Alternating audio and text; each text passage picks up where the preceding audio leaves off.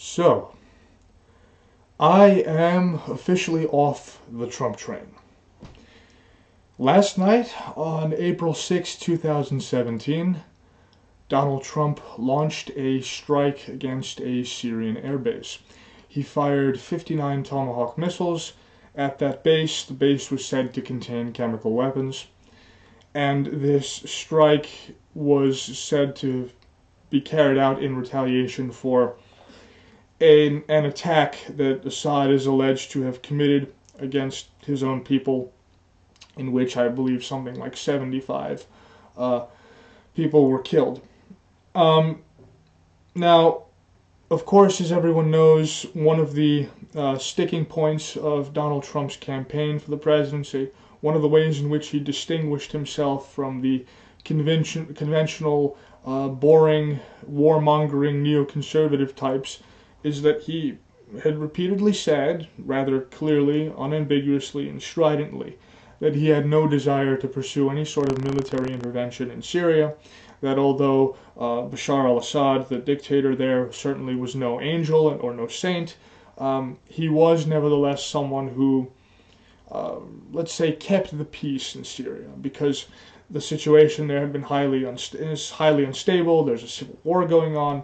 There are jihadis there with ties to ISIS and Al-Qaeda, and he is fighting them. He's killing terrorists. And so whatever faults the man may have, and he certainly has many, he's at least doing that. And American military intervention in a complex situation like that is far more likely to lead to additional chaos than it is to lead to any sort of resolution or event which would be favorable from the standpoint of securing peace, protecting people's lives, and so forth. The Syrian situation is pretty much the textbook example of a quagmire. There's really no need for me to go through the various details of all the different factions that are or have been involved. Other people have done that. I'll probably link to an episode of the Tom Woods Show where Scott Horton goes into detail about all of this. But it's essentially a mess. There are all sorts of different factions, a number of which are obviously affiliated with terrorist groups like Al-Nusra Front, which is essentially the Syrian arm of Al-Qaeda. There are ISIS militants and so forth.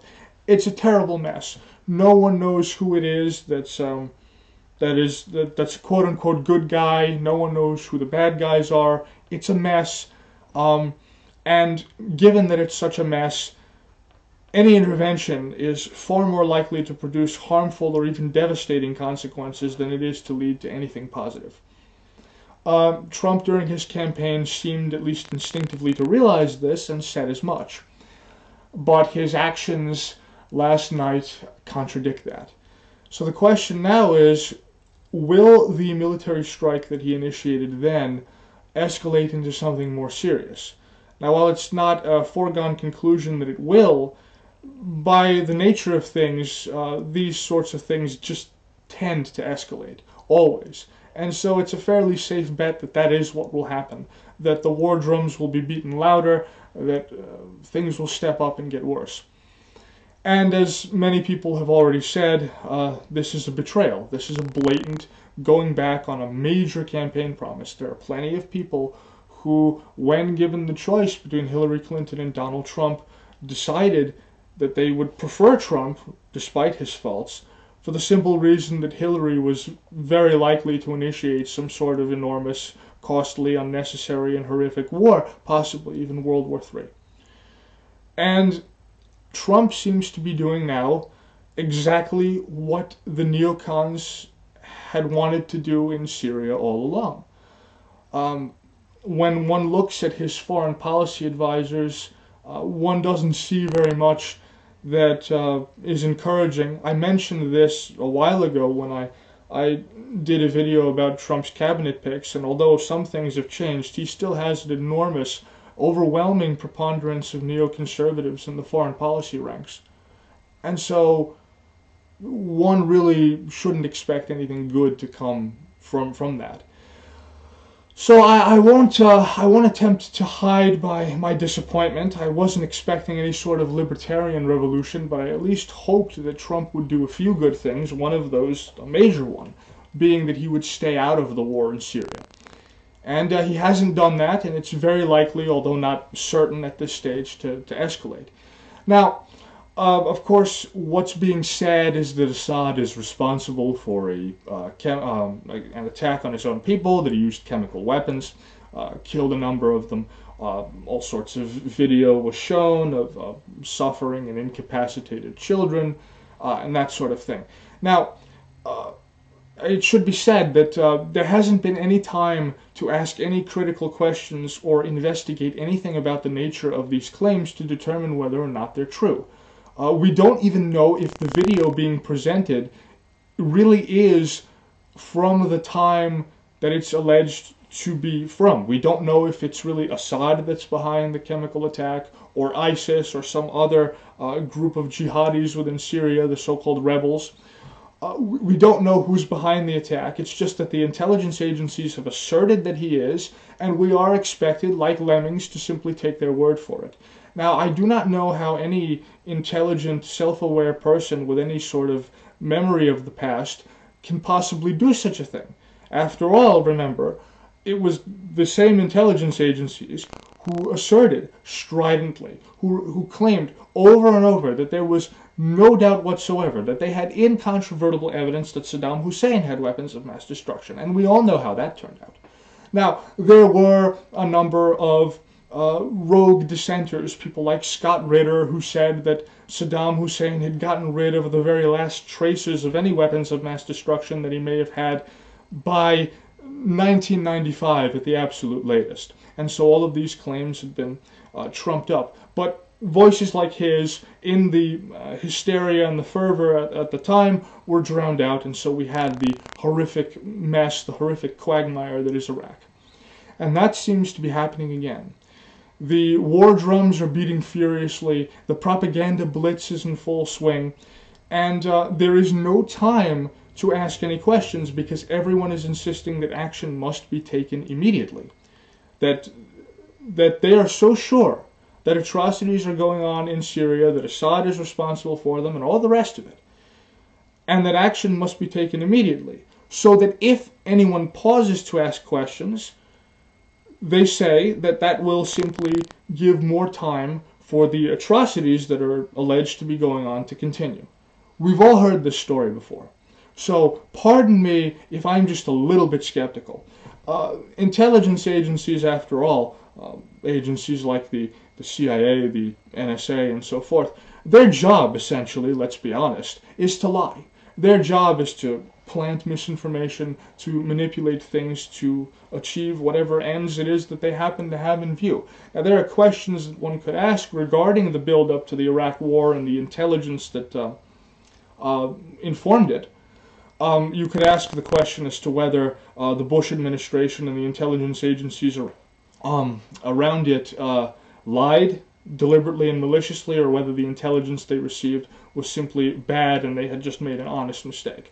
I incline to the former view, and as evidence for that, I'll give another link to another episode of the Tom Woods Show where Tom Woods interviews Kwiatkowski, who was in the Air Force, and she worked in intelligence retrieval and so forth. And she recounts that at the time of the build-up toward the war in Iraq, she and those working with her were told in no uncertain terms that higher-ups had already made the decision to declare war in Iraq and to begin military action there, and that those like herself had the job of finding whatever it was that needed to be found, or whatever it is that they could find, to justify a war that had already been decided upon. Their job was simply to provide ex post facto justification. And that ex post facto justification would, of course, be trotted out to the public, and so on. We all know the rest of the story. So it could be, and it seems very likely to me anyway, that there are powers and principalities behind the throne, so to speak. We all know, and let's stop making excuses for Trump. We all know that the man, despite having a handful of decent, or at least not utterly horrible, political instincts, is nevertheless an extremely unsystematic thinker with no clearly defined ideas or ideology of his own. And that leaves him vulnerable to the manipulation of his advisors.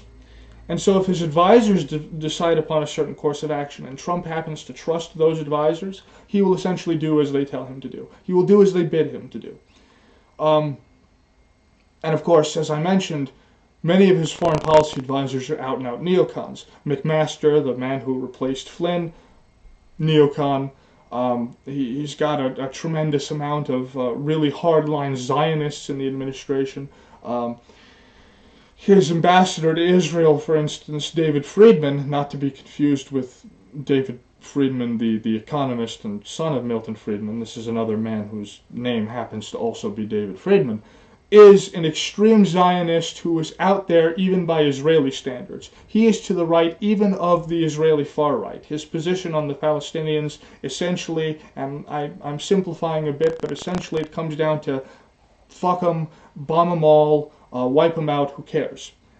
That's essentially his view. He's to the right of the Israeli far right. These are the sorts of people that Trump has advising him on foreign policy. And so given that, and given Trump's lack of clearly defined and delineated ideas on the subject, it's not surprising that there would be voices whispering into his ear urging him to do things which are insane. Others have also said that it could be that Trump has simply launched this limited military action in order to make it appear as though he is acting against the interests of the Russians, and therefore to try and dispel the claim that he's some sort of Russian puppet or Russian agent.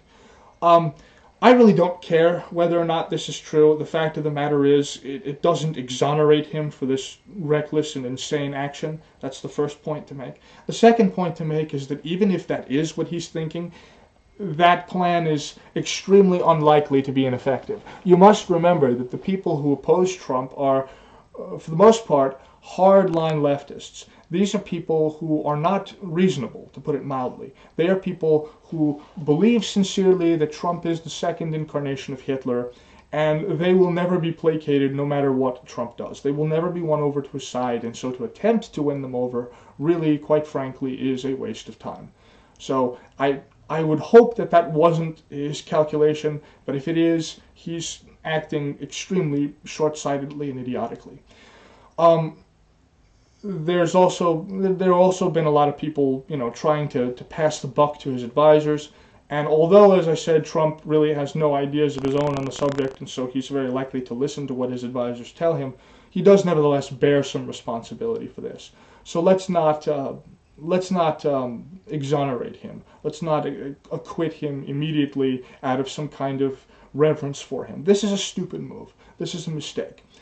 And in any event, if he is trying to dispel the claim that he's some sort of Russian agent, he's really got nothing to dispel, because other than vague innuendo, those accusing him of being such, and those accusing the Russians of quote-unquote hacking the election, whatever in the world that happens to mean, have not produced a shred of evidence in defense of their contention.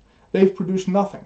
They've been repeatedly asked to do so, and all that they are able to dredge up is the vague sort of claim that 17 intelligence agencies have reached a consensus that indeed Russia had influenced the election in such a way as to make it easier for Donald Trump to emerge the eventual victor. Now, given that they've provided no direct evidence of that, given that they've given no indication to the public as to how they reached that judgment, there's no reason to believe them. As I said, these are the people who made up lies about weapons of mass destruction, aluminum tubes, mobile chemical weapons labs, etc., etc., etc., in the lead up to the Iraq War. And again, we all know that that was a lie. So excuse me if I'm a bit jaded and I'm not willing to believe the pronouncements that are being used to justify the next war. Now, as far as Trump's advisors go, though, and as far as his statements on Syria during his campaign are concerned, when we see all this together, and we see the rapid shift in orientation among what Trump is doing, this cries out for an explanation. So part of the explanation is just that his administration, the foreign policy wing of it anyway, is staffed with neocons and extreme Zionists.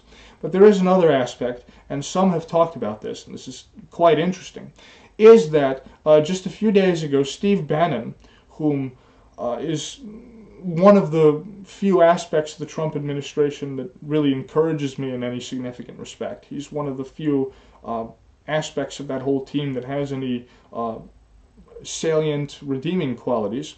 He had been forced out. And he had been arguing for quite a while, having various sorts of personal disagreements with Jared Kushner, who is Donald Trump's son-in-law. Now, it needs to be said, I don't want to overstate things here or suggest too much, but it should be kept in mind. Jared Kushner's name echoes, okay? He's Jewish. And it's well known that Israel has, for a long time, been in favor of American military intervention in Syria. They want to remove Assad from power because Assad is a threat to them. He possesses a significant military arsenal. And there's, of course, that whole bit about the Ousted plan, which is this grand orchestrated sort of military plan to achieve ultimate Israeli hegemony in the Middle East. And one of the things that must be done if this end is to be secured is that Assad is to be removed from power. So Israel wants this. Jared Kushner is Jewish. He's got a fairly strong Jewish identity. He's been raised as an Orthodox Jew. Is there a little bit of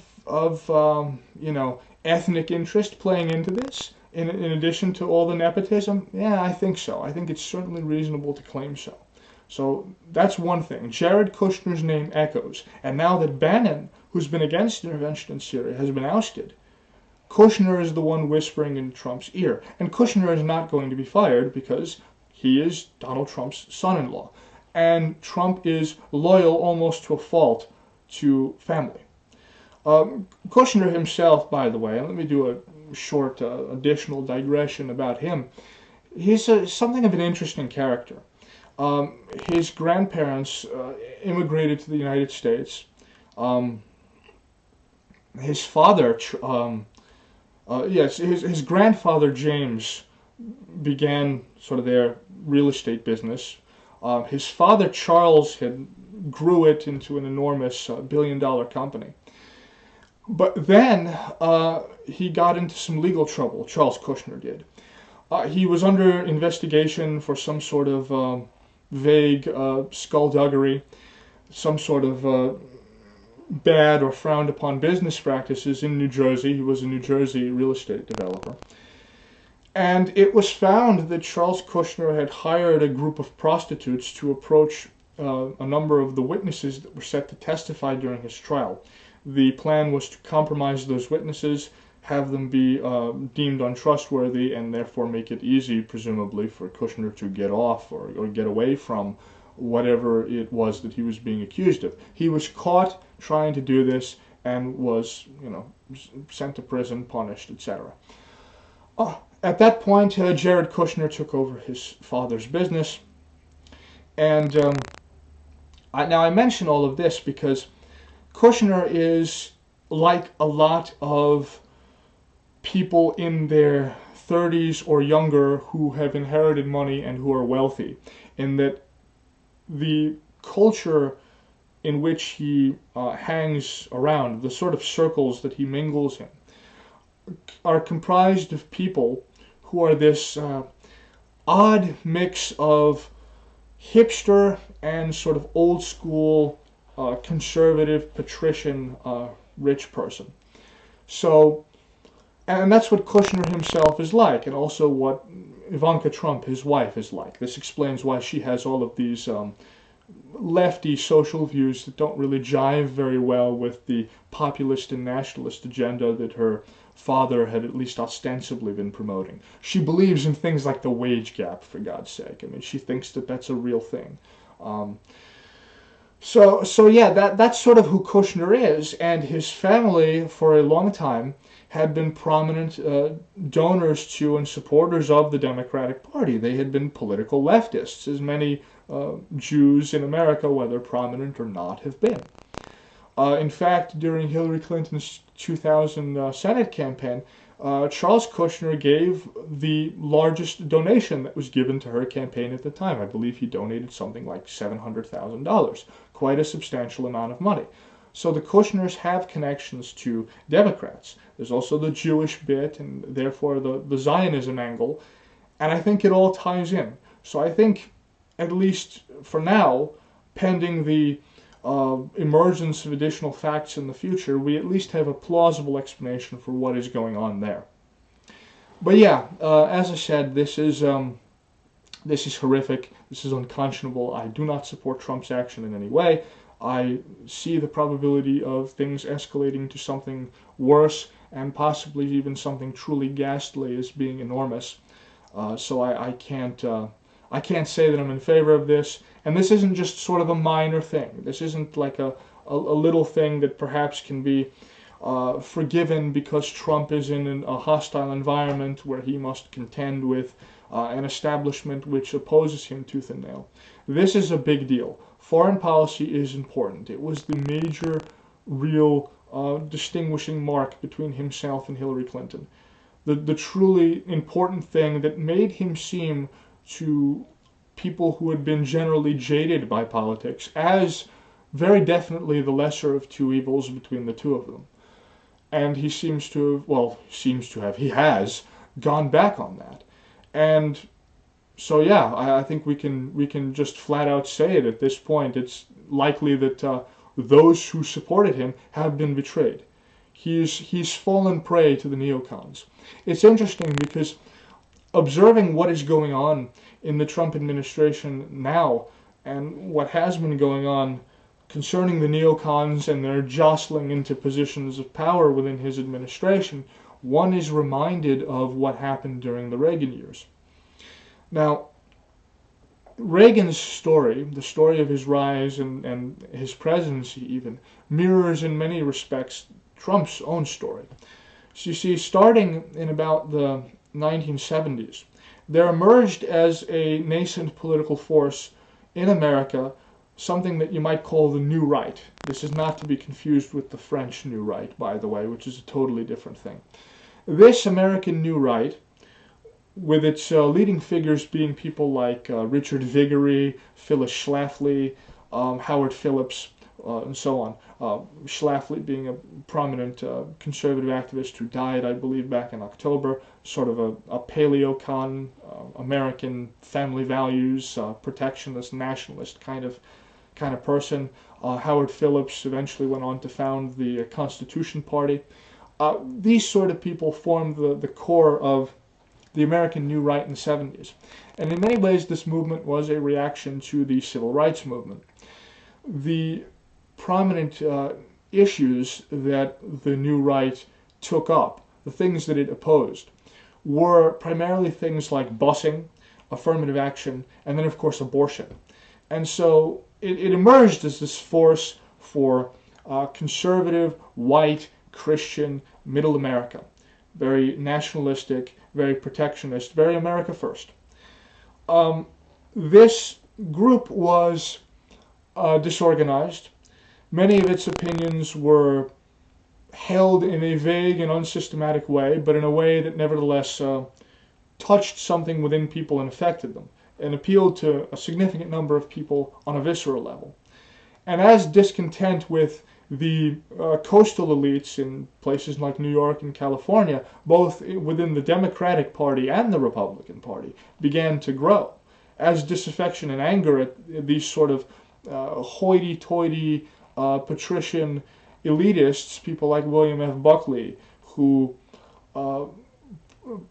claimed a love for middle America, claimed an appreciation for sort of standard kind of white Christian American values and so forth, when he needed them to win him votes for his preferred Republican candidates, but who in his private opinions really was quite disdainful of these people. Awareness of this began to grow, and so the New Right, despite being somewhat inchoate, began to emerge and congeal and grow as a political force.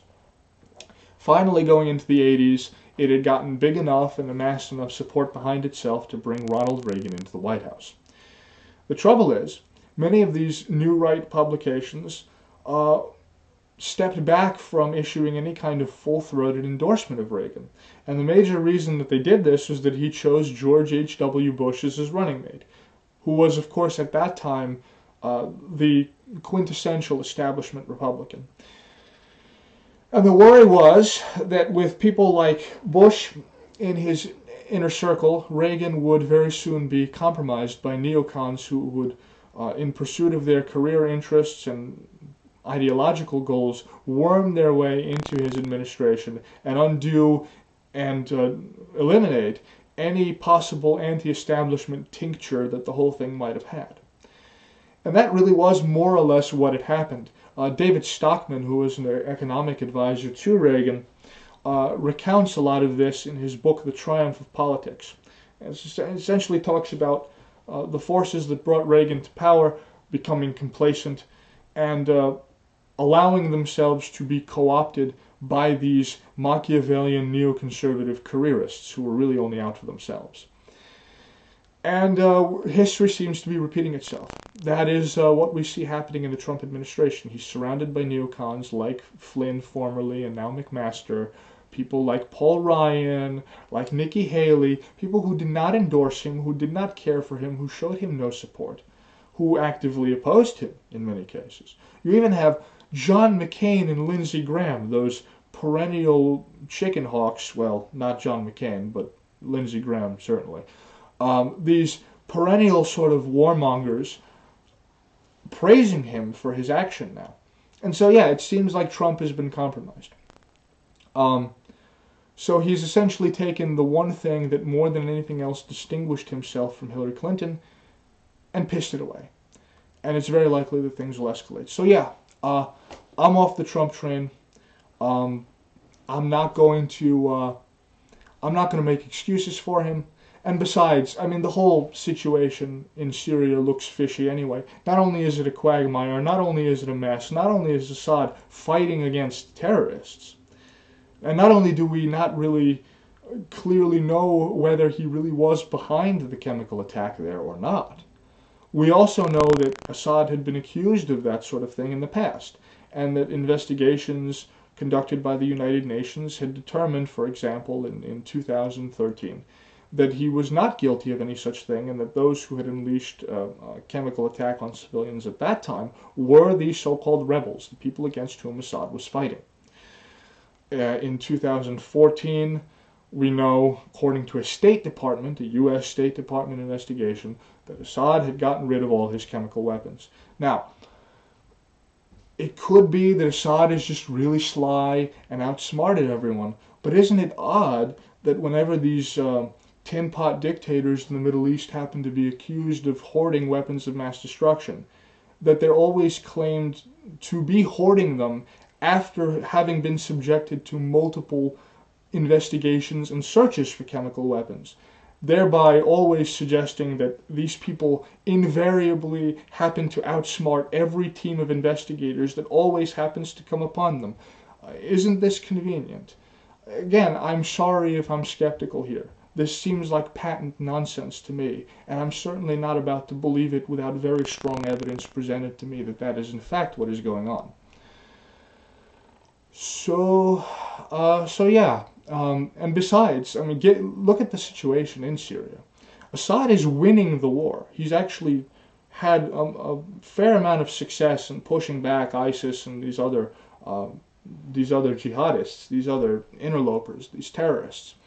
Why would Assad issue a chemical attack against his own people in the midst of a war that he is winning? It doesn't make the slightest amount of sense.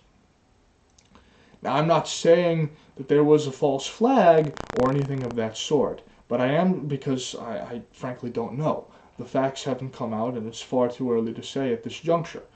But it is something that, given the nature of what the intelligence apparatus in the United States does, what the neocons are like, the fact that they're willing to stoop to anything to justify their pre-established war plans, that they will do anything to further their imperial vision, their kind of Jacobin really, frankly, leftist and utopian vision of exporting democracy and their very narrow conception of human rights to parts of the world which have cultures that are totally foreign to these things.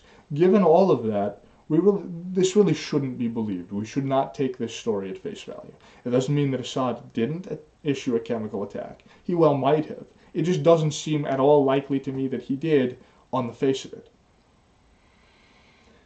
So yeah, he's been accused of this before, and investigations have determined that Assad didn't do nothing.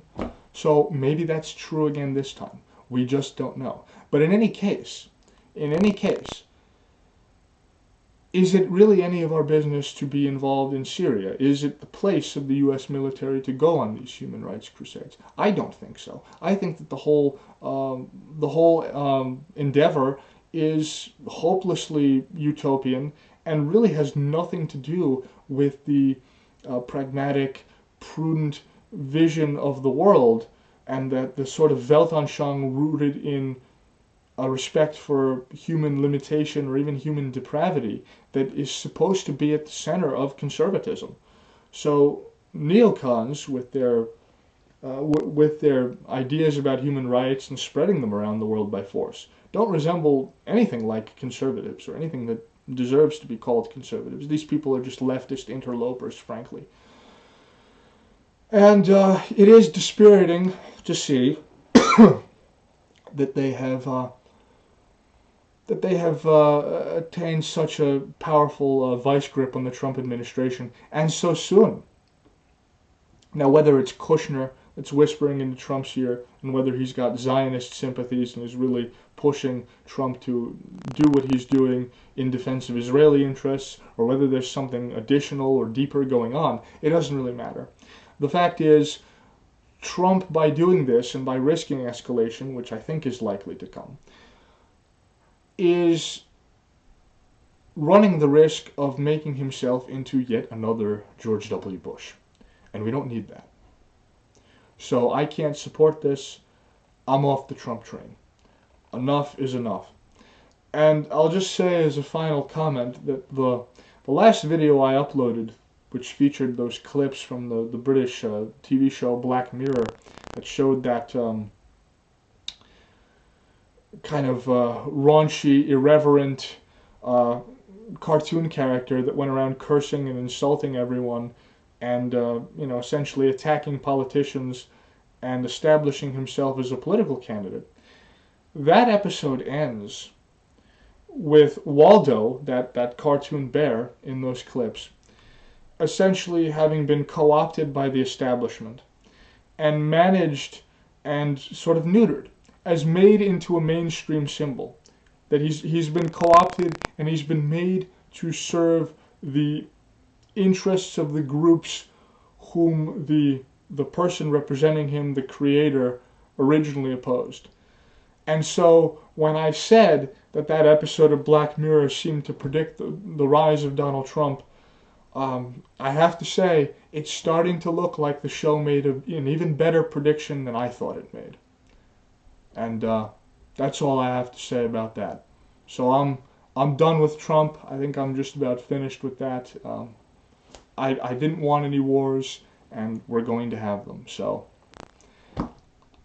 I'm done making excuses for him at this point. That's it. If we're just going to have another George W. Bush, then that's what we're going to have. And as disappointing as that is, it does offer some instructive lessons. The first is a general one which really I should have known, and perhaps many others should have known as well, which is that we can't really expect any kind of salvation from politicians. They are up on stage performing for a crowd, and they will say whatever you want to hear them say. They will flatter you however you wish to be flattered, and do whatever it is they must do to have your support for when they need it. And when the point when they need that support and assent passes, they will proceed to do as they like. And we see another confirmation of that. And the other lesson, probably more specific, pertains to the alt-right in particular.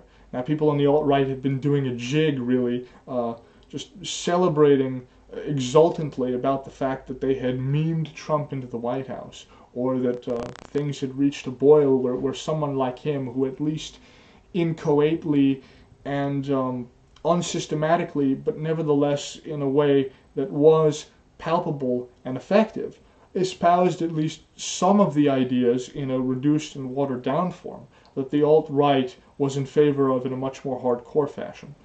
And they celebrated and said, you know, we won, we did it. Well, the neocons seem to have sunk their teeth into Trump, and if that indicates anything to the alt-right, it indicates that, quite frankly, guys, you ain't won shit. Not yet. You're still a small movement.